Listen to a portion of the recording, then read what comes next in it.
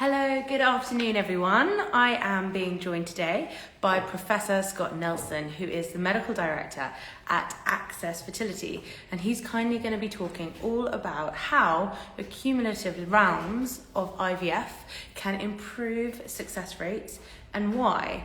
And we'll explain a little bit more about how Access works, the options you have, the benefits of multiple cycles, and also success rates, how you can optimize your chances of success. So please have all of your questions ready. I'm just going to see if he's here and then we can start. Hi to those who are joining, nice to see you today. We are just waiting for Access Fertility. We've got Professor Scott Nelson, who is the medical director there, joining us today. We're very fortunate to be joined by him as he explains about accumulative rounds of IVF and the benefits of that. They have multiple programs that he will discuss, and you can have your questions answered live. So let me see whether he's here and then we'll start. If anyone has any questions for him or myself in advance, then please don't be shy. Be good to know where you're joining from today. We'll be going live any second.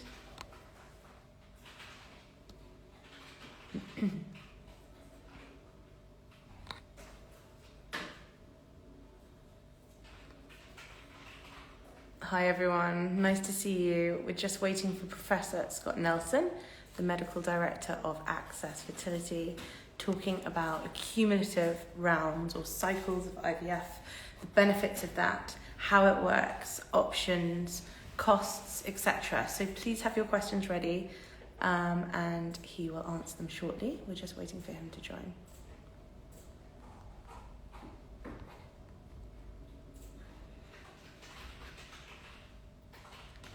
Whilst we're waiting, does anyone have any questions that you'd like to write or type, and then we can make sure that we cover those. Some of the things that he'll be discussing as a medical director is kind of anticipating and knowing how many cycles of IVF you might need or want to have. He's here now. Explain himself.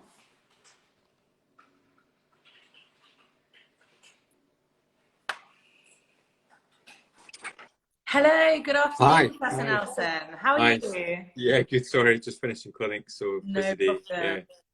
So we had the pleasure of meeting, didn't we, at the ASRM conference in California last week? Yeah, And fantastic. we're delighted you're joining us today. Please introduce yourself. Yeah, so I'm Scott Nelson, Professor of Obstetrics and Gynecology at University of Glasgow, and Medical Director of Access Fertility. So both deal with your clinical questions as well as kind of the Access Fertility things, because we could have run a big IVF unit here in Glasgow, doing more than 1,000 IVF cycles a year. So yeah, and I'm also, as a separate thing, Scientific Director of TFP, and they do 25,000 IVF cycles. It's got loads of experience to be able to address any of the concerns that anyone on the call has. Wow. And for everyone joining, I know there's burning questions around sort of anticipating how many cycles you might need, how you can optimize success, how you can kind of prepare yourself and, you know, give yourself the best option available. Could you explain a little bit about Access Fertility and the service provided there, and who Access helps? Yeah, so Access can essentially help everyone. So it's a financial solutions provider, and what it enables you to do is engage with a completely third-party company. So it's completely separate from the clinics, and then from there, and then with that, it gives you kind of a financial security. So you know exactly how much that you're going to be liable for financially, and they have a variety of packages. Obviously, the biggest package that people like to participate in is a refund package, whereby if you're unsuccessful, you're going to get your money back. Yeah, so that's quite a unique package. And if for other people, if you're not eligible for that, we know that you're going to need perhaps more than one IVF cycle, and we can come back to that in a bit more detail. But again, they've got multi-cycle packages, so they've already sort of negotiated with the clinic to be able to get, you know, 2 cycles or 3 cycles at a much cheaper price than perhaps you would do. You know, so that's the second thing that they do. And then they also have another package that's unlimited IVF over kind of a 2-year window. So they have these different sort of financial solutions, and the cost is all set up front for you, so you know exactly where you're going to be. And I say, depending on which one be the case. So, and it's independent of the clinic. So they work with the best clinics across the UK, and they've got different, depending on the clinic that you're going to, they'll have different price point for you at that clinic. Mm-hmm. And I'm presuming for a lot of people, and I can see people commenting here now saying that they're, you know, going through treatment through Access at the moment. It gives people a kind of the assurance that not everything is riding on that one cycle. So obviously it can be very emotionally draining and financially expensive to have a cycle of IVF. And so I know from personal experience that you think to yourself, well, if this doesn't work, all of that money is lost, everything we've done to date is lost. Whereas at least with, you know, this multiple path approach, you've got more security in knowing that there are future tries. Yeah, I think that's the key thing, because everyone comes into IVF thinking it works. We all know someone who's had, you know, a baby from IVF, and so, but we underestimate, or we often over success rates. So I just want to give you like 2 examples, and then it really kind of puts into it. So if you take 100 women who are 34 years old, and they've been trying for 2 years, and they've got unexplained infertility. So they've got regular cycles, they're ovulating, they've got normal sperm counts, they've got normal tubes. So just 2 years unexplained. If you do 100 people of 34 and you give them one IVF cycle, on average across the UK, by the time you've used all their fresh and all their frozen embryos from that IVF cycle, only 41 out of the 100 are going to be pregnant. So that means that there's 59 people going to be really disappointed. Then if you do a second IVF cycle, yeah, and you take that 59, and some people won't even come forward for it because they're so gutted that it didn't work. By the time you've done 2 cycles from that original 100 people, you'll only have 62 pregnant. And by the time that you do 3 cycles, you'll only have 74 of your original 100 pregnant. Yeah. So that's a 34-year-old. So that's a really good, IVF success rates are starting to go down beyond that, and they go down about 0.3% per month because of age. So if you take that scenario, that means that actually 6 out of 10 women who are 34 are going to need more than one IVF cycle. And that gives them, and that's where things like Access and the multi-cycle packages really come into their own.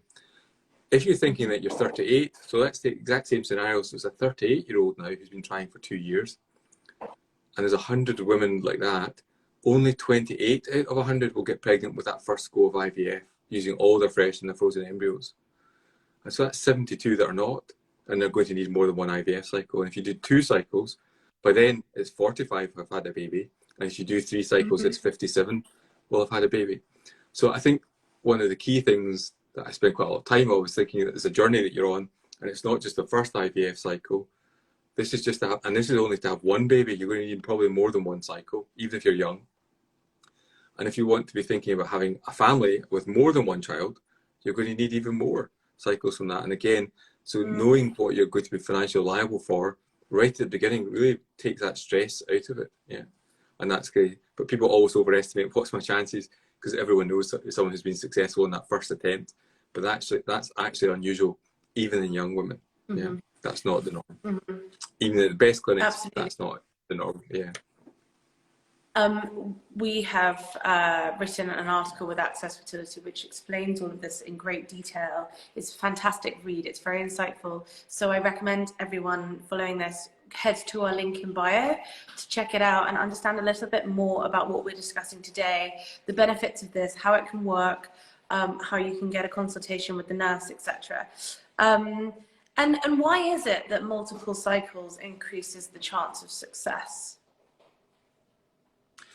So it's not that multiple cycles increases your chance of success. So each subsequent cycle that you do, the chance of that actually being successful goes down. Yeah. So if that individual, if that first IVF cycle has got a 41% chance of working, the second cycle that you do is probably about 38% chance if you just take that in isolation on its own. And the third cycle it's about, say, 35%. So the more cycles that you do, actually, or you need to do, the lower the chance that each individual cycle will be successful. Yeah. But it's the cumulative attempt. So if you think about it as a room of 100 women who are all sort of similar, it's the fact that actually it's the cumulative of those 100 women, 41 get pregnant with go number one. Yeah. Then that leaves 59. They've got a slightly lower chance of success. They've got a 38% probability, but at least they do it. And that's what gets them up to that 62 out of the original 100 being pregnant. And then that 38 that are left come and they do, they've got a lower again chance of that IVF being successful at about 35%. But they do the IVF cycle, and now they've got, of that original 100 women that we had, we've got 74 pregnant and having a baby. Yeah, so it's the cumulative exposure of multiple IVF cycles, but the individual IVF success cycle itself, actually the probability of that working goes down the more, and it goes down all the way out to when you have 6, 7, 8, 9 cycles. It just keeps going down one at a time. Yeah. Someone has just asked, which is an interesting question. Yeah. Why does it go down? Each individual cycle. Yeah. So in terms of that, so there can be a combination of things. So probably the best prognosis patients get pregnant with their first cycle. So they're going to have the most, because this is using all their embryos, all their fresh embryos and all the frozen embryos. So those patients who've got loads of embryos will get pregnant with that first cycle. Yeah.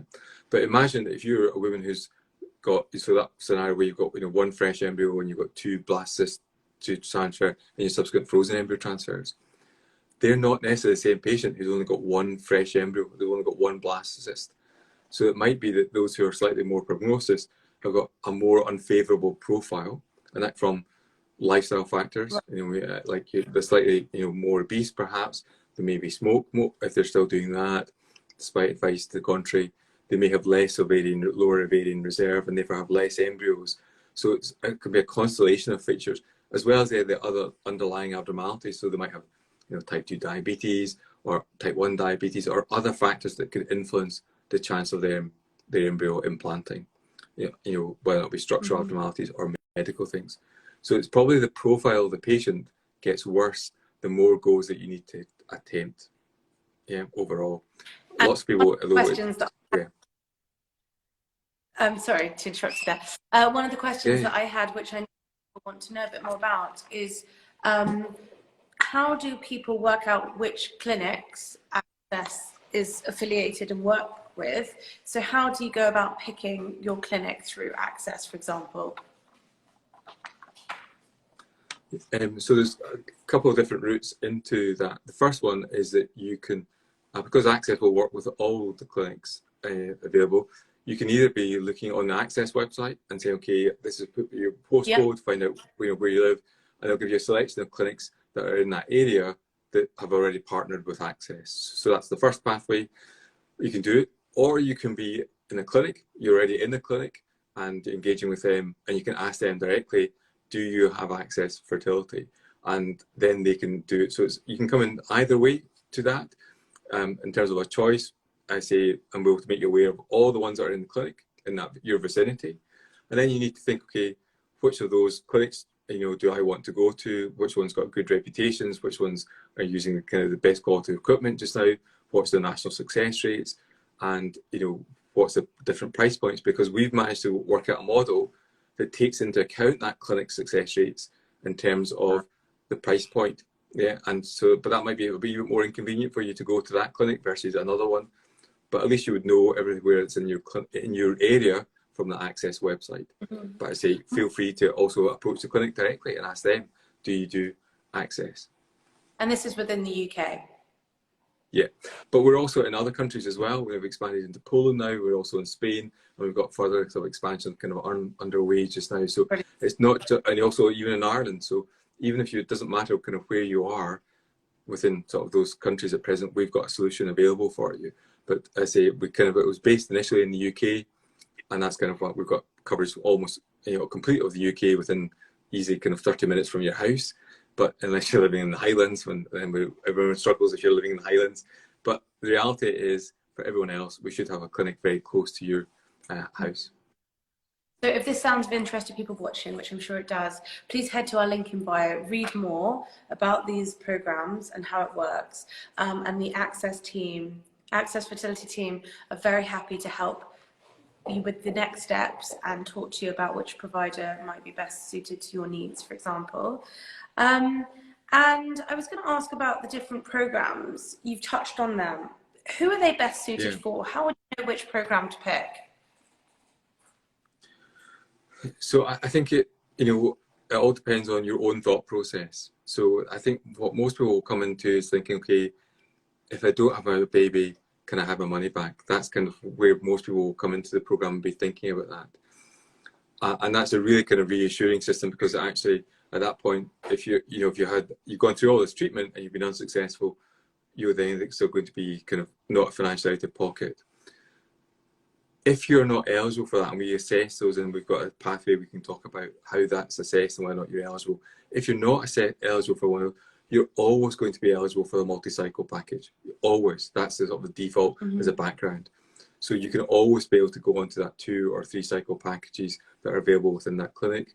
And if you say, well, actually, I understand that I might want even more than that, you can also be accessing the unlimited packages kind of as well at that time. So it's thinking about, for most people, is that the refund model is the one that people like because of the concept of that. And we've given millions and millions of pounds back in refunds to patients. So that's kind of, people know that system works.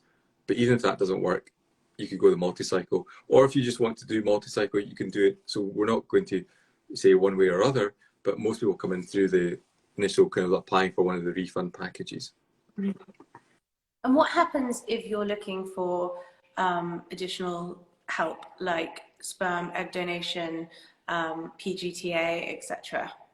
Yeah, so we recognise that these are all normal, IVF pathways. So they're all covered. So it doesn't matter whether or not you're using sperm donation or you're using egg donation.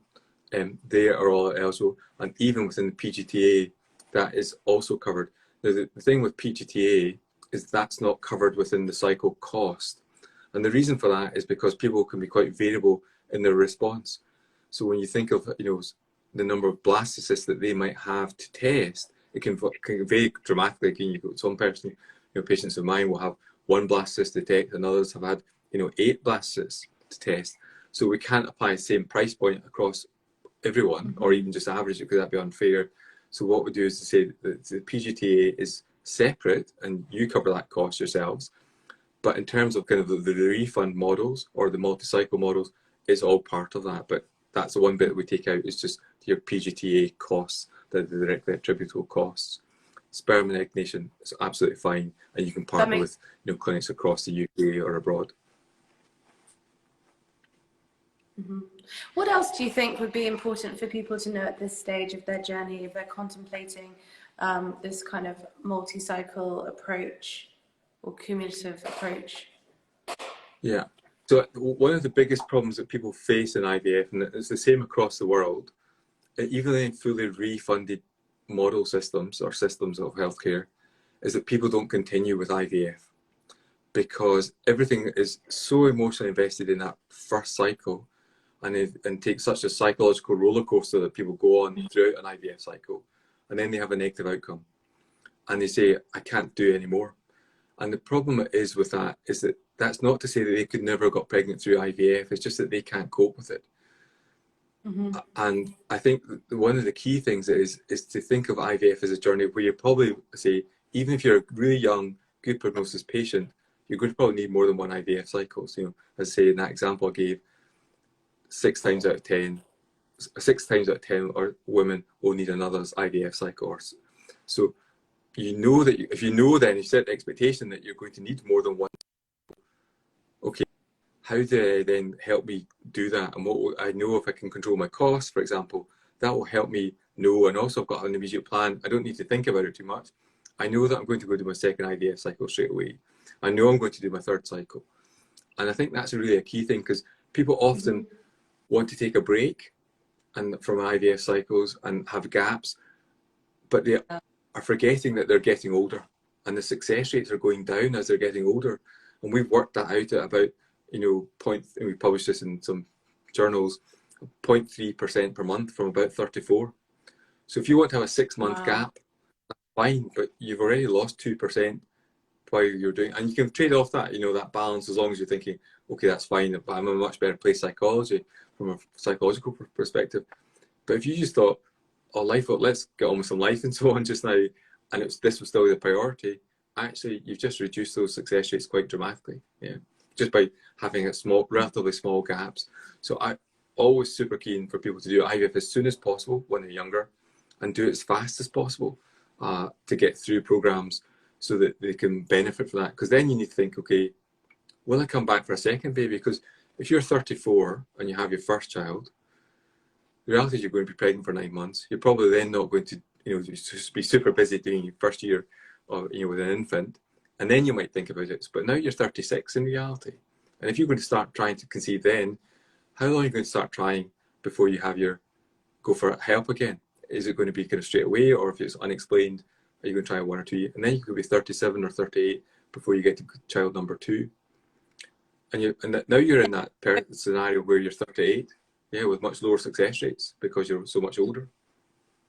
So think about it as, yeah, multiple cycles, because for the outcome, and then most important, what's your desired family size, and you need to kind of start really early as a consequence of that.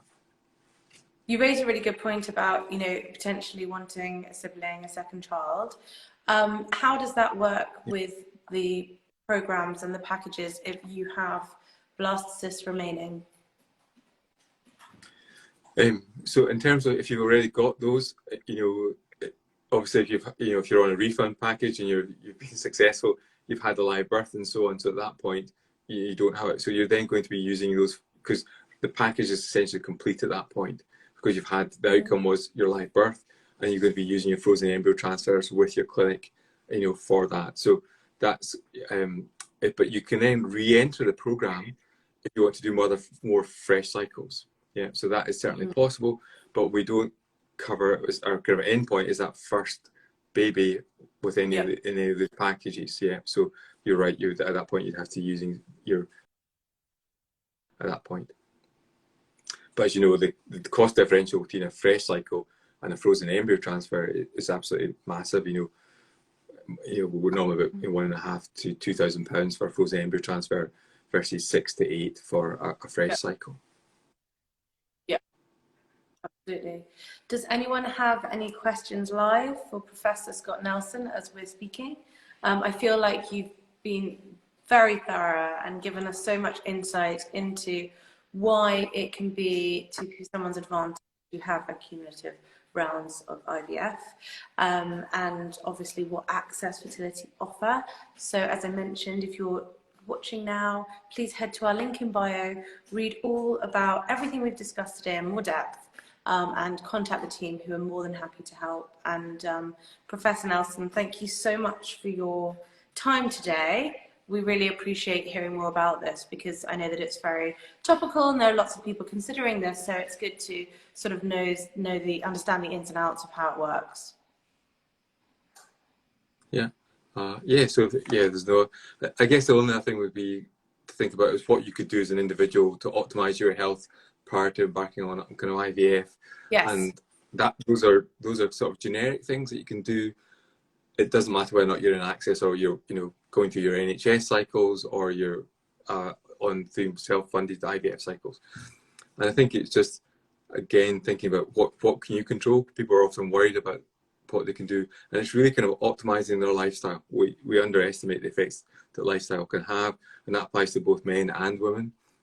So being on having an optimal diet, we know that probably the diet we all should all be on is something what's called a southern Mediterranean style diet. So kind of if you imagine if you're lying on southern Italy on the beach, what you were having on holiday, with not too much alcohol, but with the exception of that, but kind of that rather than perhaps a Glaswegian diet as we have here.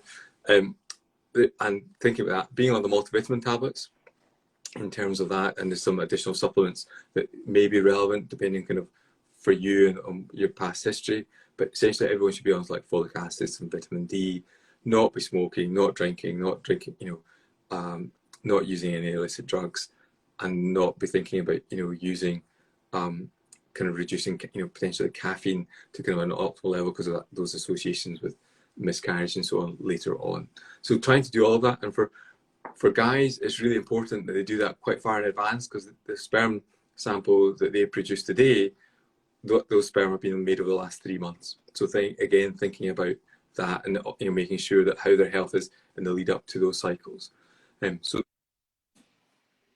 we can do. Definitely. And the last thing I just want to caution people on just now is as we come into winter again, and make sure you get, for women, if you're eligible, you get your flu vaccine and get the COVID vaccines as well, just because we know that it doesn't impact on your fertility.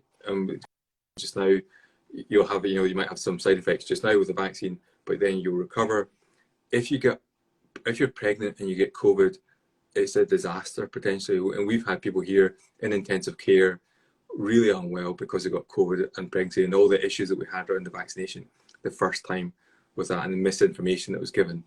It's really important, if you are going to get pregnant just now and you're eligible for a booster, make sure that you get it done. Yeah. Okay, really good advice, thank you.